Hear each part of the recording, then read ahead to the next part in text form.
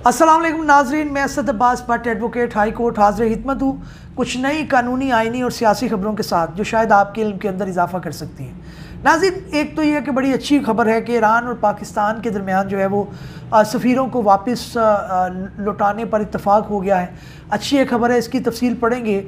लेकिन इससे पहले जजिस के ऊपर जो कलमात कहे जा रहे थे, बल्ले का निशान जब छीना गया, उसके मुतल्लिक भी एक लाहेअमल तैयार हुआ है। और इसके अलावा इलेक्शन की रिपोर्टिंग के लिए, दूसरी जो केसेस की रिपोर्टिंग के लिए सुप्रीम कोर्ट के प्रेमिसेस के अंदर क्या प्रोटोकॉल्स होंगे उसके बारे में बात होगी। और एक 3 माही या आप कह लें कि आफ्टर 3 मंथ्स जो एक रिपोर्ट है वो पाकिस्तान की सुप्रीम कोर्ट की हिस्ट्री में पहली दफ़ा शाया हुई है, उसके क्या सियाक़ो सबाक़ हैं वो भी हम इसी वीलॉग के अंदर देखेंगे। सबसे पहले बात कर लेते हैं जनाब के ईरान और पाकिस्तान के अंदर जो है वो अपने अपने सफ़ीरों को वापस लौटाने पर इत्तफ़ाक़ कर लिया गया है। इस्लामी जमहूरिया पाकिस्तान और इस्लामी जमहूरिया ईरान ने मुश्तरका प्रेस एलामिया जारी किया। तर्जमान दफारत ख़ारजा के मुताबिक पाकिस्तान और ईरान के वज़राए ख़ारजा के दरमियान टेलीफोनिक रब्ता हुआ, जिसमें दोनों ममालिक ने अपने अपने सफ़ीरों को वापस लौटाने पर इत्तफ़ाक़ किया है। पाकिस्तान और ईरान के सफ़ीर 26 जनवरी तक अपने ओहदे पर वापस लौट जाएंगे। तर्जमान के मुताबिक वज़ीर ख़ारजा जलील अब्बास जिलानी की दावत पर ईरानी वज़ारत ख़ारजा 29 जनवरी को पाकिस्तान भी आएंगी। याद रहे कि ईरान की जानिब से बलूचिस्तान में हमले के नतीजे में दोनों ममालिक के दरमियान पैदा होने वाली कशीदगी के बाद पाकिस्तान ने ईरान के सफ़ीर को मुल्क बदर करने और अपना सफ़ीर वापस बुलाने का ऐलान किया था। अच्छी ये खबर है जनाब, जितना इसको अप्रिशिएट किया जाए कम है। दोनों जो है वो मुसलमान ममालिक हैं और दोनों का जो टारगेट है वो दहशतगर्दी है। दोनों को मरबूत हिकमत अमली बनानी चाहिए ताकि दोनों ममालिक का जो है वो फ़ायदा हो सके। बेशुमार ज़ायरीन जो है वो ईरान जाते हैं, वहाँ से बहुत सारे लोग पाकिस्तान आते हैं, तिजारती रवाबित भी हैं। और गैर मुस्लिम ज़ाहिर हैं, उनका अपना एजेंडा होता है, वो कहते हैं कि इनके दरमियान में फूट पड़े। तो बड़ी अच्छी एक अमल है जिसको जितना अप्रिशिएट किया जाए कम है। चलते हैं सुप्रीम कोर्ट की तरफ। सुप्रीम कोर्ट के अंदर जब से बल्ले का निशान सो कॉल्ड छीना गया, हालांकि as a student of law मैं ये समझता हूँ कि छीना नहीं गया। टेक्निकलिटीज़ अपनी जगह पे, कोर्ट ने कानून के मुताबिक अपना फ़ैसला देना है। एक कारकुन की, एक पाकिस्तानी जो PTI को सपोर्ट करता है या नून लीग को सपोर्ट करते हैं, उसकी अपनी एक फीलिंग हो सकती है, लेकिन उसका मतलब ये नहीं है कि आप कानून जो है उसको ना माने या आपके जी हम जो है वो डिफाइंस पर उतर आएंगे, हम रेडिक्यूल करेंगे, हम मजाक उड़ाएंगे। जजिस की हुर्मत है, वो बड़े मुश्किल हालात में फ़ैसले करते हैं। उन्होंने इलेक्शन का करवाया नहीं है, काजी फ़ायज़ ईसा साहब ने डंके की चोट पे करवाया। PTI लाहौर हाई कोर्ट पहुंची थी, उन्होंने कहा जनाब रात को अदालत खोलें, 8 फरवरी से आगे इलेक्शन नहीं होंगे। पहले लोग कह रहे थे होने या नहीं होने, कोर्ट्स के अंदर मेचोरिटी प्रिवेल करती है। इस तरह से जजिस के ऊपर, उनकी फैमिलीज़ के ऊपर और जजमेंट आप डिस्कस करें, आप कहें ये कानूनी ये पॉइंट है, ये नहीं किया वो नहीं किया, लेकिन आप ज़ातियात के ऊपर ना उतरें। तो उसके अंदर निशानदेही की है, जजिस के ख़िलाफ़ सोशल मीडिया पर मुहिम चलाने वालों की निशानदेही कर ली गई है। और ये भी उन्होंने ठीक किया है कि जनाब इसके अंदर वो इसकी तह तक पहुँचे कि क्या मामला है। ख़बर पढ़ लेते हैं। निगरान वज़ीर इत्तलात मुर्तज़ा सलंगी ने FIA और PTI के हकाम के साथ प्रेस कॉन्फ्रेंस करते हुए कहा कि मुत्तफ़िका फ़ैसले के बाद सुप्रीम कोर्ट के जजिस के ख़िलाफ़ घटिया और गलीज़ मुहिम शुरू करने वालों की निशानदेही कर ली गई है। मुर्तज़ा सलंगी ने मुहिम चलाने वालों को खबरदार करते हुए कहा कि खिलाफ़ कानून और आइन मुहिम से बाज आ जाए। डायरेक्टर ऑपरेशन FIA वकारुद्दीन ने बताया कि 500 से ज़ायद सोशल मीडिया अकाउंट की निशानदेही हो गई है। मज़ीद की मॉनिटरिंग जारी है। इन अफराद को कानून के दायरे में लाया जाएगा। अच्छी बात है कि आप सोशल मीडिया पर बैठकर आप जिसकी मर्ज़ी पगड़ी उछाल दें। देखिए, पॉलिटिक्स और पॉलिटिशियन पर भी मेरी अपनी एक रिजर्वेशन है, लेकिन चले आपके वोट से वो आए हैं, आपका राइट है कि आप उनकी पॉलिसीज़ को करें। जजमेंट को भी काजी फ़ायज़ ईसा साहब ने कहा कि हर किसी का राइट है, आप उसको तनकीद करें, लेकिन एक मरबूत मुहिम चलाना किसी एक पार्टी के लिए, चाहे वो नून लीग हो, PTI हो, मैं इसके चीज़ के सख्त खिलाफ हूँ। और ये बड़ी अच्छी हिकमत अमली हुई है कि उन्होंने कहा जनाब ज़रा सीधे हो जाओ, नहीं तो फिर असी काम चुकन लगे। अच्छा, अगली जो बात है जनाब, सुप्रीम कोर्ट के अंदर मुल्क की तारीख में पहली बार से माही रिपोर्ट वेबसाइट पर जारी कर दी गई। सेमाही रिपोर्ट चीफ जस्टिस काजी फ़ायज़ ईसा के ओहदा संभालने के सितंबर से दिसंबर तक 2023 तक की गई। रिपोर्ट में सालाना केसेस का बैकलॉग बढ़ने से मुतल्लिक तफसीलात शामिल है। सुप्रीम कोर्ट ने सेमाई रिपोर्ट में निपटाए गए आइनी मुकदमात समेत अंदरूनी कारकर्दगी की तफसील शामिल की है। अब आगे इसकी तफसील है, कितने केस पेंडिंग है वो मैं पढ़ देता हूँ। सुप्रीम कोर्ट की रिपोर्ट में कहा गया कि आर्टिकल 19A के तहत कानून का, हमारा आइन का जो आर्टिकल 19A है, उसके तहत मालूमात तक रसाई हर शख्स का हक है।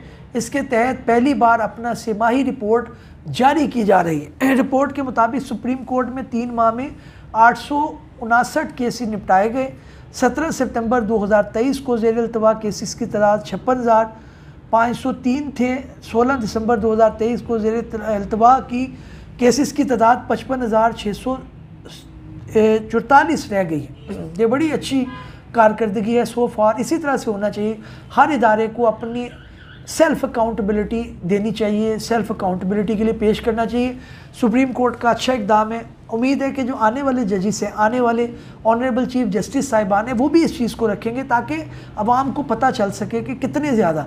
अभी इस रिपोर्ट के अंदर ही है कि जनाब 2013 में जो तादाद थी वो 20,116 थी।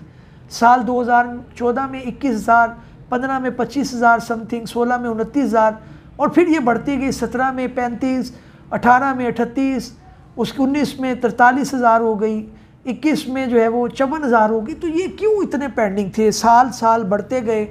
तो ये अच्छी एक रवायत पैदा की है सुप्रीम कोर्ट ने।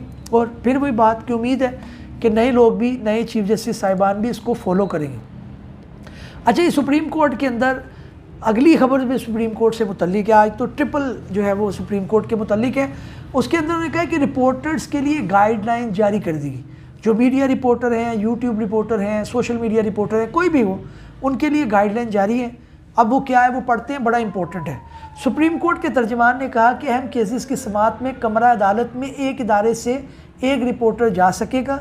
सुप्रीम कोर्ट बिल्डिंग में किसी किस्म की रिकॉर्डिंग बाशमूल यूट्यूब प्रोग्राम रिकॉर्ड करना मना है। अब ये बड़ा अच्छा हो गया। इसके अंदर कई हमारे सहाफ़ी दोस्त जो है वो प्रोग्राम करते हैं, अच्छी बात नहीं है। इदारे का एक डेकोरम होता है, बाहर आके करें। पीछे सुप्रीम कोर्ट की बिल्डिंग नज़र आ रही है, अंदर ही आपने कैमरा लगाया हुआ है और वो उसके अंदर SOP होने चाहिए। अच्छे लोग हैं, अच्छी रिपोर्टिंग करते हैं। मतीला जान अच्छी रिपोर्टिंग करते हैं, दूसरे जो लोग हैं वो भी अच्छी रिपोर्टिंग करते हैं। लेकिन इदारे का एक तकद्दुस बरकरार रखना बड़ा ज़रूरी है। ये नहीं होना चाहिए कि जनाब मुझे तो सत्य है नहीं, मैं तो कोर्ट के सामने, जज साहब के सामने भी रिपोर्टिंग करूँ, ये नहीं होना चाहिए। तर्जमान ने कहा कि किसी मीडिया हाउस का कार्ड दिखाकर ही सुप्रीम कोर्ट में दाखिले की इजाज़त होगी। बड़े केसेस के दौरान आने वाले रिपोर्टर को अदालती कार्रवाई दिखाने का मुनासिब इंतज़ाम किया जाएगा। सुप्रीम कोर्ट के तर्जमान का मज़ीद कहना है कि यह हदायत registrar supreme court Jazila Aslam की इजाज़त से जारी की गई। अच्छी बात है जनाब। अच्छा, सोने की खबर भी देख लें जनाब। 600 रुपये की कमी हो गई आज। अगली इंपॉर्टेंट खबर जो है वो PTI है, PTI से मुतल्लिक है। साबका चेयरमैन PTI या बानी PTI इमरान खान से मुतल्लिक है। उनके साथ बदतमीज़ी हुई है जेल के अंदर और उनकी बहन ने इस चीज़ को रिपोर्ट किया। और अगर बानी तहरीक इंसाफ की बहन अलीमा खान ने अपने भाई के साथ जेल सुपरिटेंडेंट की बदतमीज़ी का इंकशाफ किया। साइफर केस की समाअत के बाद अडियाला जेल के बाहर गुफ्तगू में अलीमा खान ने कहा कि जेल सुपरिटेंडेंट को कोर्ट रूम में बानी PTI से बदतमीज़ी की। उन्होंने कहा कि पूछने पर सुपरिटेंडेंट ने बताया कि बानी PTI ने उसे तुम कहकर मुखातिब किया। अब ये उन्होंने कहा कि पूछने पर सुपरिटेंडेंट ने बताया कि बानी PTI ने उसे तुम कहने पर मुखातिब किया। अलीमा खान ने कहा कि ये अफसरान बानी PTI के साथ जेल में बदतमीज़ी करते हैं तो आम इंसानों के साथ क्या करते होंगे। अब ये एक इंक्वायरी तलब मामला है, लेकिन इसकी अगर असूली बात की जाए तो ना इख्तियार है इसको जेल सुपरिटेंडेंट को, ना बानी PTI को कि वो आपस में इस तरह की लैंग्वेज इस्तेमाल करें। लेकिन ये चीज़ जो है वो रिपोर्टेडली होती रही है कि जो कैदी हैं उनको भेड़ बकरियों की तरह रखा जाता है। जेल सुपरिटेंडेंट अंदर बादशाह होता है, उसकी बादशाहत है, उसकी अप्रोचेज़ जो सिफारिशें आती हैं उनको वो ब्लाइज करता है। तो अंदर अपने ही एक कानून होता है। तो ये चीज़ बहरहाल अच्छी है कि इसके अंदर होना चाहिए कि एक SOP होना चाहिए। अगली खबर ये जनाब, बानी PTI ने इतवार को इंतखाबी मुहिम शुरू करने का कह दिया गया है। बैरिस्टर अली ज़फ़र ने इस चीज़ को रिपोर्ट किया है। लेकिन अगली जो इम्पोर्टेंट खबर है वो हल्फ से मुतल्लिक है। सलमान अकरम राजा जो हैं वो पीटीआई की तरफ से इलेक्शन लड़ रहे हैं। उन्होंने कहा कि जनाब ये ख़बर गलत चलाई जा रही है कि सारे पीटीआई के उम्मीदवार जो हैं अब वो आज़ाद हैं। उन्होंने कहा जी मैं हल्फ लेता हूँ कि मैं पीटीआई का जो है वो डिसिप्लिन का पाबंद रहूँगा, उनकी अहकामात का पाबंद रहूँगा, और बाकी में जो उम्मीदवार हैं जिन्होंने अपने जो है नॉमिनेशन पेपर में लिखा है कि वो पीटीआई की तरफ से हैं तो वो पाबंद हैं कानूनी तौर पर। अब ये जाहिर है बहस तलब एक मामला है, इसको देखना पड़ेगा। जनाब क्रिकेट बोर्ड के मामलात के अंदर ज़का अशरफ की जगह मोहसिन नकवी को पीसीबी में नामज़द करने का फ़ैसला, बड़ी हैरानकुन बात है। मोहसिन नकवी साहब अच्छे इंसान हैं, काम कर रहे हैं, ठीक है, लेकिन हमारे मुल्क के अंदर एक अलमिया ये है कि सारी मुल्क की भागदौड़ सिर्फ एक शख्स को पकड़ा दी जाती, फिर हम कहते हैं जी हम डिक्टेटरशिप के ख़िलाफ़ हैं। मोहसिन नकवी साहब बड़े कॉम्पिटेंट होंगे, लेकिन भाई अभी इस टाइम वो क्या हैं, वो इस टाइम वज़ीर आला हैं पंजाब के। आप उनको चेयरमैन बोर्ड, क्रिकेट बोर्ड भी बना देंगे, इसके बाद वो आती हैं जनाब कि उनको वज़ीर आज़म भी बना दिया जाएगा। ऐसा नहीं होना चाहिए। जो लोग काम कर रहे हैं कॉम्पिटेंस को आगे लाना चाहिए। ज़का अशरफ, नजम सेठी, मोहसिन नकवी, वो भाई बाहर निकले, इतनी करोड़ अवाम है, आपको उसके अंदर कोई बंदा नज़र नहीं आता। कॉम्पिटेंस को आगे लाएं, यंग जनरेशन को आगे लाएं, जो तगो दो करें, जो मेहनत से अपने काम को चलाएं। लेकिन बहरहाल इधर तो डिक्टेटरशिप के शायद हम भी बड़े ज़्यादा आदी हैं और शायद निज़ाम भी उससे बेहतर चलते हैं। तो नाज़रीन इस उम्मीद के साथ कि हमारी ये काविश पसंद आई होगी, नए भी लोग में हाज़िर खिदमत होंगे। तब तक के लिए इजाज़त दीजिए।